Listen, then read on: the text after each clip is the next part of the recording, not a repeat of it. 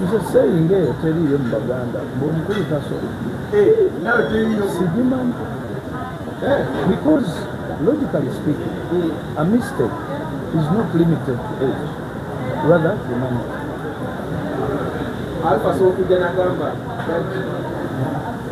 That's why Omuganda agamba nti n'omuto akuba engoma omukulu nazi. N'omuto akuba engoma n'omukulu nazi. That simplifies it for you.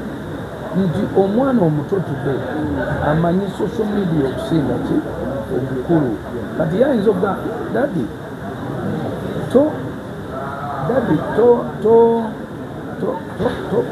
toyogera bwoti ku ssimu.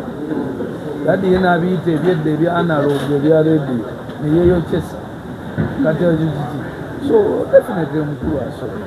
Era the question is omuto asobola okugamba ku mukulu ng'asobezza. Yes. The question is amugamba atya. Kati empisa we zijjiramu ebyobuwangwa we bijjiramu sebo omuto ebisookera ddala abazadde tebamala gabikulira bumwa batyo. Olina okwewombeeka ne weetegeka n'olyoka oyogera eri omuzadde. Otherwise bijja n'ebisiraani. Ate wano ng'okyalina amaanyi ag'ekito ebisiraani tosabbiraba.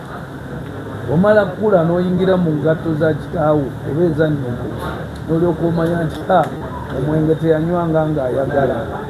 Musajja alina stress era ajakuwoseninga ka message akali very simple. Of course tusabira Dr. Chameleon awone, but I kindly want to request the world to be very careful when they are judging that young man or that man, because you don't have a single idea what he's doing or the shoes he's putting on. So before you start kola boti ko sobola nasirika era sijja kwogera kisuka waawo, but my prayer is stop thinking you know what people go through. People go through a lot. People suppress so much. Lucky enough, I know what is going on in his personal life because he wears my shoes, I wear his shoes.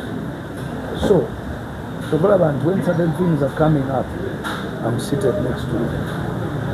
So anyway.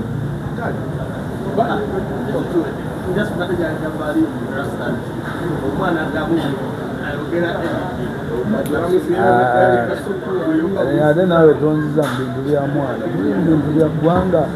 Omwana